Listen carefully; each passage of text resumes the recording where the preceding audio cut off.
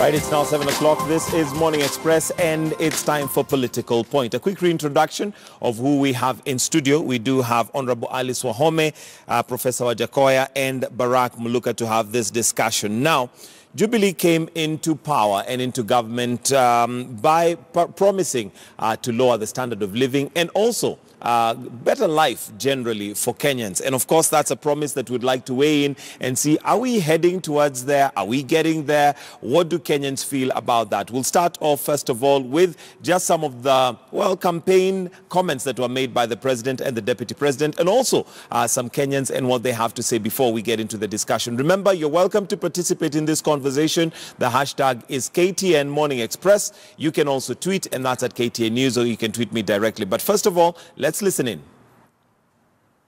We have a superior plan, a superior agenda, program for our country that our competitors can only copy. We shall ensure that every citizen is connected to reliable and affordable electricity, as you have already heard, having proven that point by doubling in 4 years the number of Kenyans connected to electricity, and that has been done since Kenya's independence. Our objective is once again to achieve 100% transition from primary to secondary school. And this we intend to start in January of 2018, after having made the necessary investment that every single Kenyan child who graduates through our TTIs or through university will be guaranteed a government-sponsored internship. We will move job creation in our country from 800,000 every year to 1.3 million jobs every year. It is our intention to ensure that within the next 5 years, we make Kenya food secure. We have shown our intention to this end by the fertilizer subsidy. When the Jubilee government came into power, Kenyan farmers were buying a bag of fertilizer at Kenya shilling 6,000. Today, as a result of the government subsidy program, Kenyan farmers are able to access that same fertilizer for 1,500 shillings, which has greatly increased the capacity of our farmers to produce. Kuanzia serikali hii ianze kuanza mambo ya kupandisha, manake revenue imekuwa ya kusanywa kiholela, watu taxes zimekuwa ni nyingi. Sasa kupandishwa mafuta inapandisha mwananchi wa chini azidi kuumia. Na sisi watu wa Lamu tuumia zaidi kwa sababu unajua boti inatumia mafuta zaidi kuliko gari. Lamu ni mahali kuliko sehemu zingine zozote, na wala sitosita kusema jambo kama hili. Mafuta ikiwa yamepanda, Lamu huwa yako juu zaidi kuliko sehemu nyingine yoyote. Sasa sisi kama wananchi ambao tunafanya kazi kwenye hizi boti tuwapata shida sana, kwa sababu boti zetu, uchumi wetu mkubwa tunaotegemea hapa Lamu ni boti zetu.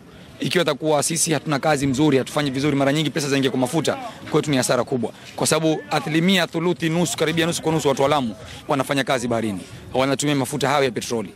Baada ya kupandishwa maisha haya kwa VAT ya 16%, maisha yamepanda zaidi. Tumekuwa na hali ambayo kwamba ni mbaya sana kwa mtu wa kawaida, maskini wa kawaida ambao hawezi ku afford transport, imekuwa ni shida. Chakula zimepanda.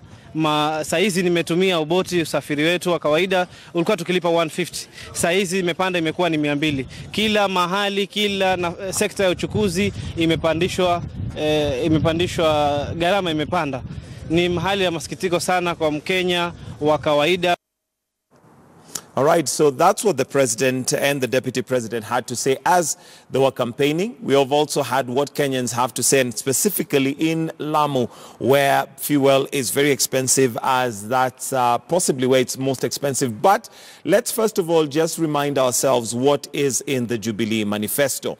And as they were coming to government, they did mention, and if we can have those bullet points. Number one, on the vision of Kenya is to create 1.3 million jobs every year and one industry every county. So, would like you to also be just checking on what of this has been fulfilled. A apprenticeship program for all universities and TVET graduates.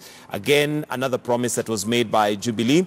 Double the cash transfer program beneficiaries, and that is in a program known as Inua Jamii. This is, of course, on the social side of finances. Free primary program to include free day public secondary education. Again, an introduction of secondary education was a promise that they made.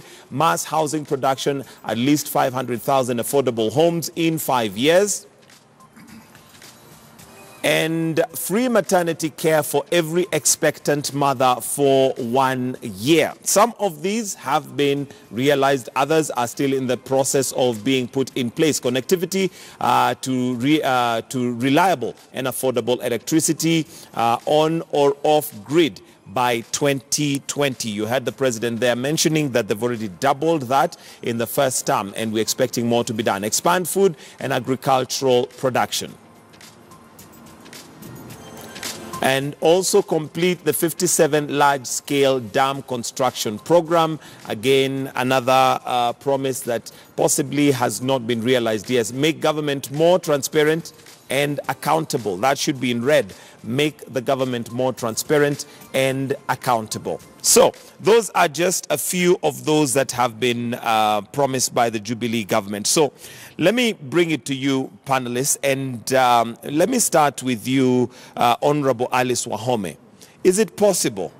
These are good plans that Jubilee government has put in place, and with time, they're likely to have very good benefits on the ground. However, is it possible that we've put the social side of things in before we've put the investments? For example, should the Jubilee government possibly have invested more in, say, Turkana, to have revenue coming in so that it can fund, for instance, the social services like, free maternity health care, the free education that is meant to be there? You see, all these things must run concurrently and simultaneously. If it is education, if it is connectivity, if it is food security, you cannot say now you are investing all the money to ensure that we get the oil, we get petroleum for our own use and even sale, while other things now then come to a stop. Because you have programs that have been running. What we are doing is to ensure that they are well managed, the planning is better, and they have been funded in a more open and a bigger manner. Mm-hmm. What do I want to say? Look, if you look at that list, actually, because we all come from the constituencies and we are living in this country, we know that a lot is happening. The free maternity is one of the most important programs that this country has actually come up with. When you think about our mothers in the rural areas, and especially areas like you have mentioned, Turkana, Marsabit, Isiolo, where, and you know, when we talk about those areas, I think the experience is different from areas like Kiambu, Muranga, where I come from, because you can easily access even, these services in a faster manner. But of course, whether you can afford was the biggest question. So mothers were preferring to deliver at home, and in the process, you lose the baby and you lose the mother. If you look at the record now, the increment of the births, and the fact that the mothers are taking their babies home, it's more than double. It's more than double what the connectivity, electricity connectivity is a beautiful program. It is funded sufficiently, but again there we have to rein in the corruption, the thieves that have started doing. Where would you say we have gone wrong? Because the promise that Jubilee made was that they would make life better, generally. All these things we are doing are for purposes of making life better. Look at that list. I think you can pull out, maybe we haven't done very well on the industries. The industry. We don't have a single one per county. We said we will have, that means a minimum of 47. But we have TVETs coming up.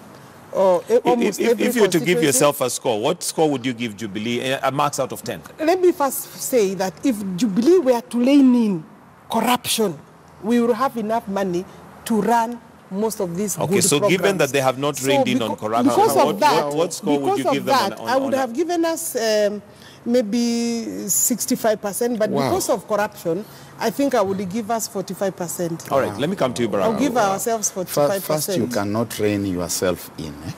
What do you mean? We are reining the government is different. It's not the government that is doing this corruption. May I be But heard? come in, but remember, differentiate individuals who are stealing and the government. Okay, Barak. Yeah.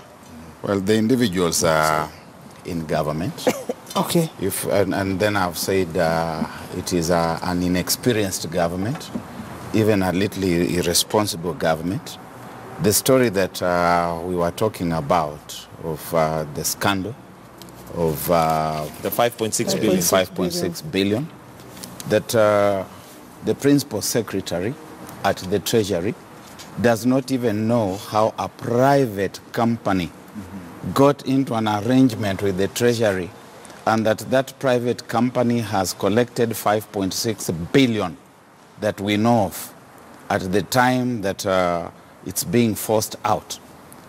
The principal secretary at the Treasury does not understand how this person or this company got into collecting revenue on the e-citizen platform. We don't even know how much more has been collected. When Wajakoya says that government should actually step down, governments elsewhere in the world have stepped down for less crimes, for less offenses, and less sins against the citizens.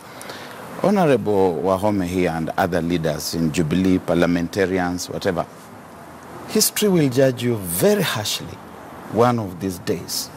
When the story of this age, this day and age is told, and they learn that there were in the midst of all these legislators who are trying to play it very safe and who are justifying the things that were happening. You have seen what we have discussed this morning. The economy is in a meltdown. How are you going to get anything to be done? Look at the cost of energy, the cost of electricity. Firms are relocating from this country and going to invest elsewhere on the continent and in the region. And we are talking about how we have done very well in the power sector. You have seen that the shilling itself is sitting at the risk of devaluation. All right, Baraka, allow me to come in and maybe ask the question. Since you've said that the government or those in leadership do not have experience, what is it that would have been done different? From ANC, what would have been done differently is this. Number one, when you say you want to do all these things, you must have a running thread through them. You must first have a very clear blueprint that coheres, not have disjointed things here and there which you cannot tie together. When you try to do this one, it is forcing another one to collapse. For example, you are talking about housing. You want to be able to do 500,000 affordable houses. You are raising the cost of petroleum products, the cost of fuel. That the cost of the materials for construction immediately goes up because you have not thought about how the two are going to work together. The impact. You are talking about industrialization and manufacturing, and you are not creating an enabling regime for that. You are talking about an environment that is rife and riddled with corruption, that the individuals who are in government are themselves thinking that they are on the gravy train. You must begin by doing a very serious paradigm shift and having a programmatic approach to issues. A few weeks ago, we were excited here about riparian land, and we were talking about the demolitions. Where have they gone suddenly? There's a lot of floating of balloons, trial and error experimentation that has not been thought through to the end. Let me hear from Professor Wajakoya your thoughts on Jubilee's promises and where we are as a country currently. Jubilee's promises are promises from hell. One of the Are they from hell, yet they are promises that are supposed to improve the lives of Kenyans? Have turned into corruption. We are talking of raising of 16% on fuel. The Ministry of Energy For example. But and some of those programs, because I think we're sometimes disingenuous, because at the end of the day, some of those programs, free maternity health care is good for the country. Free education is good for the country. Connectivity is good for the country. Thing as free education, Mike, if I may just jut in there. We know that people everywhere in the country, up country, are paying.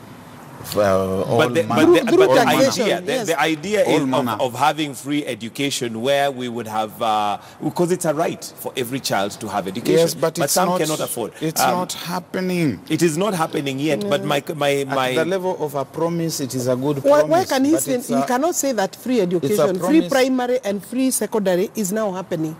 Free maternity for 1 year for mothers is happening. It's probably happening, that I don't know about. Electricity connection. You see, some of these people also are being unrealistic, and they will never talk good about the government. Let us say that, so these number 1, 2, 3, 4 are happening. Can we inject more funding?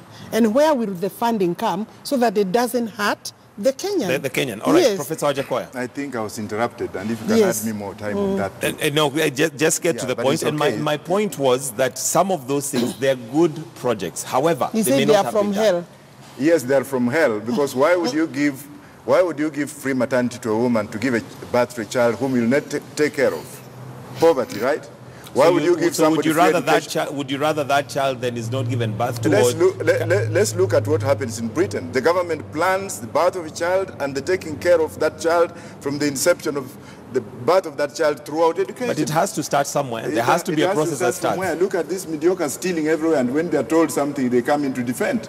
Minister of Health, for example, Minister for Energy, for example. Look at what has happened. You go to KPCs, the whole tribe line. You got the minister himself and the whole mediocre, what have you, is all bullshit.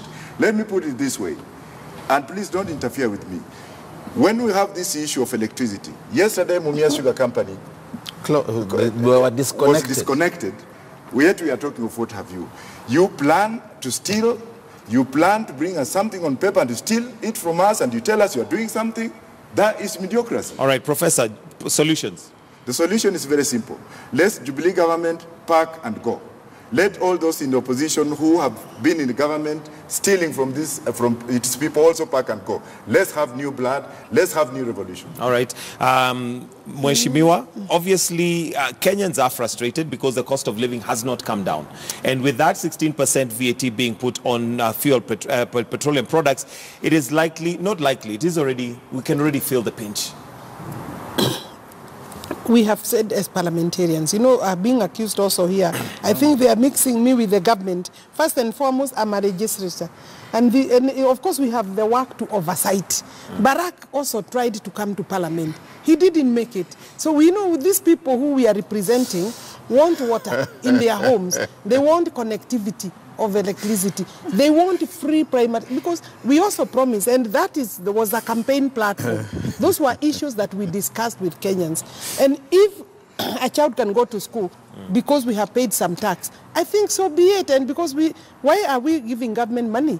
To deliver services to the people. And I agree not to steal. And that's why we must also then let other arms of government do the job. Because there are also people who are working. I wish Barack was in the government then, and so that we see how he will manage maybe one of those departments where he's saying there is inexperience. You cannot condemn, he cannot condemn all Kenyans and all public servants working as inexperienced. Let us say where there is a problem, we need to fix the problem.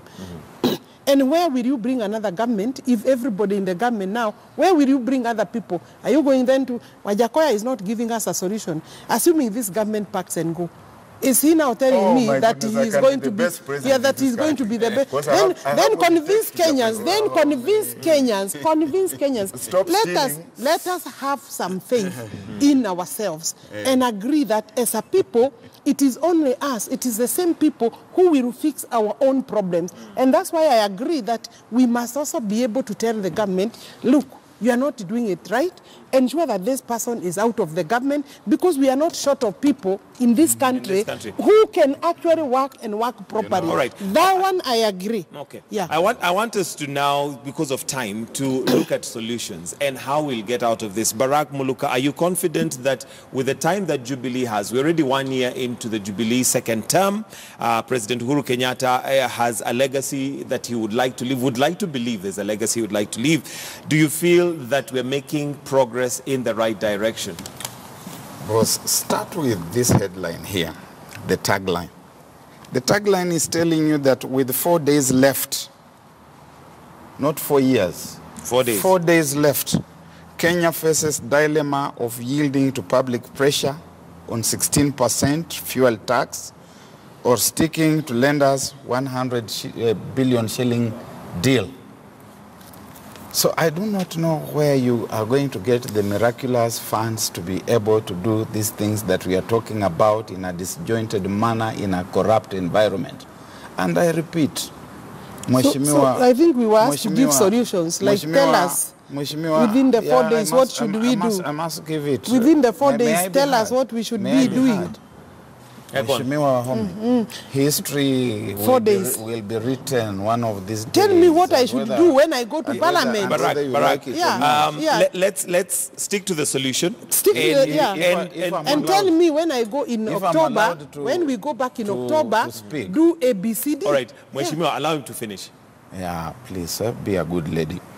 No, I'm not a good lady. I'm here as a participant of this discussion. I don't know what you mean. Barack, your solution. What you mean, Barack? It's just like saying be a good gentleman. Kenyan men have not really behaved very well, so I don't know. So when he says be a good lady, I don't know what he's saying. But let's go to the subject. Just be a good lady. The first thing that has got to be done is that we must go into debt rescheduling. Okay, now we are talking. Yes, and you must have around the president, the presidency, and the treasury, people who are able to do debt rescheduling. To do that, there are of course going to be terms and conditions. And we must be able to think through what terms and conditions we are going to be able to accept and what we may not be able to. If we do not do that, we are going to go the Greek way, we are going to go the Venezuela way, we are going to go the Argentina way. There's no shortcut to this. You cannot penalize the citizens. Indeed, even just the waiving of the 16% fuel levy will not solve our problem, because those costs are going to be transferred to other places. There's already talk about removing tax exemption from other goods, essential goods. We are aware, for example, that basic staple meals, things like flour, wheat, maize flour, and other things products that we use daily, essentials, are exempted. But most likely they are going to now get into taxation. So debt rescheduling is one of the solutions. The other thing is that we may want to consider actually having VAT everywhere, but reducing the percentage, maybe to something like 10 or 12%, so that we are now having a wider platform. We are collecting more from increased consumption, because sometimes you also increase taxation and by the same token reduce consumption and therefore collection. But above all, corruption must be reined in. All right, Mheshimiwa Wahome, solutions. Solutions. One, I agree that it is the government's business. It's the rescheduling of this debt. It's an emergency. And I hope that the government is in that discussion. We cannot tell them how to do it because we have given them the job. And I agree, and I know there are people who have the capacity to do that. They ask for rescheduling. In fact, the bill that we passed asked for another extension of 2 years. Whether that amounts to rescheduling, they should now look maybe for a better period instead of another 2 years, we are coming back to the same problem. That is one. Secondly, we must find ways of correcting revenue and spread it across the board, and especially luxurious stuff like cigarettes. Let us had some of these guys who are enjoying big cars, big fuel consumption, vehicles, that's okay. One I saw. That's okay, cosmetics, everywhere, those kinds, cigarettes, luxuries. Then thirdly, seal all the loopholes where the wastage, the losses, those funny trips that don't add value. In government offices you can see the wastages, exaggerated contracts. We need to be realistic, because and if we can pay on time, I think, because I have seen most government contracts are like double the cost of whatever. People can earn 10-15%, but they then must be paid on time, so that when we are giving contracts, the monies are available. That's a very big area where the government can save. Then fourthly, prosecute and give us the results within the shortest time possible, and have these people go in. Because if you have stolen 5 billion, for example, and when you can see this kind of exchange between Thuge and the people who have stolen, it's absurd. And I think there is recklessness here, in my view. It is not possible that Treasury is the one in charge of Kenya Revenue, is under that ministry. How then do you get big contracts like this of correcting revenue and nobody knows? I think that is something, there is something that Thuge, the PS, to clear out. That needs to clear out, and otherwise I think then they can be told to have slept on their job. All right, Professor Wajakoya, I don't think the government is about to be dissolved, so what other solution do you have? No, it is not. Yeah. Well, there are so many ways of dissolving a government, so if Mheshimiwa keeps on saying it cannot be... That's not about to happen, so practical solution. No, it can happen, you never know. You look at what happened in Madagascar and answer yourself, but let me not go into that direction. I agree with what they have said. Their proposals are very healthy, and we should also look into tax rebate mechanism where we can encourage multinational corporations and TNCs to pay tax but be given some kind of rebate so that we can level. Secondly, we should actually enlarge Sukusa prison in Kakamega. Is it Sukusa? Yes. So that Rotich and Kabete, so that Rotich and the Energy Secretary should be jailed, because they are the ones who have caused this massive problem because of massive corruption. And finally, we should also... We don't have proof of that. So yeah, look, everything... you can support that. You know, one thing we have with this Kenyan system of judiciary is everything must be proved. Go to India and find out what the courts are doing, but let's not go into that. So proof is important. Proof is important, but then when there is public proof... You have to have evidence. Well, that's what... You know, when you are too much learned and too much underlearned, and in between there, the scope of resonance becomes very incapacitated. So what I'm saying is, when you come, yes, lawyers follow law, but that law is made by the people under the Constitution, because the preamble is this. So if we have the Constitution here, where I'm coming from, and where I think maybe Barak Muluka is there, I'm not there. The people are you here. Saying I'm not there? Don't be discriminated. Yeah, the people are here. And then the Constitution is here, legislation is here, and what have you. And all of us, of course, are above the Constitution, in you included. We are not above. What I'm trying to say is this. We are tired of debates and media debates and prove this, prove that. Open up. Let the judiciary come out to clean itself so that we can have these people put in, of course, call evidence, and if they are found guilty, let them be put inside. Okay. We are tired of these debates of what do we do, how do we go about it. All right. Corruption is the key. I think the fifth one, which I didn't say, is we must blacklist. On a serious level, come up with a roll of people who have stolen, number one to whatever, and ensure that they will never be given. Whether they change names, whether they come with... yourself? No, it's okay. What's wrong with me? If I have stolen, then I should be blacklisted. If you are the one in charge of blacklisting, that has not double... How do you blacklist yourself? The Kenyans can come with systems of ensuring that after you have been prosecuted, your company, yourself, your family, look at the and sugar recover, scandal, which we have forgotten about. And we saw that the people on that list are people who have been blacklisted.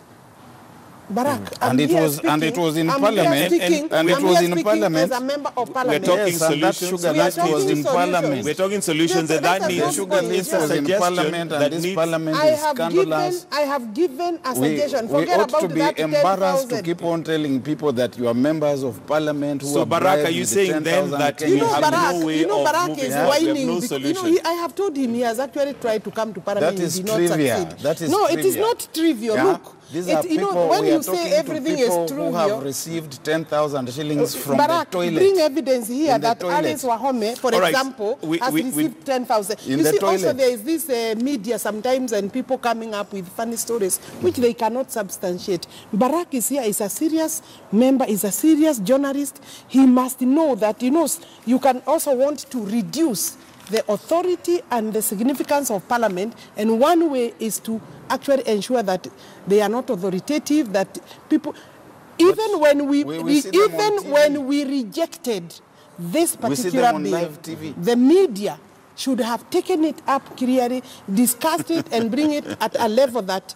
actually that Parliament had done something. All right. It may not have been good enough, but we are saying solution. So blacklist Baraka with his family, recover all the stolen assets, and start building the bridge that is collapsing in his village. In his village. Yes. All right, ladies Simple. and That's gentlemen, we'll practical. have to wind up right there. Thank you very much, Honorable Alice Wahome, Member of Parliament for Kandara, and Professor Wajakoya, who's a lawyer, and Barak Muluka, who's the Secretary General for ANC. That is the political point. It's now 28 minutes to 8. We'll have to wind up right there, but we'll be reading through your comments as we carry on with the show. Morning Express continues after the break.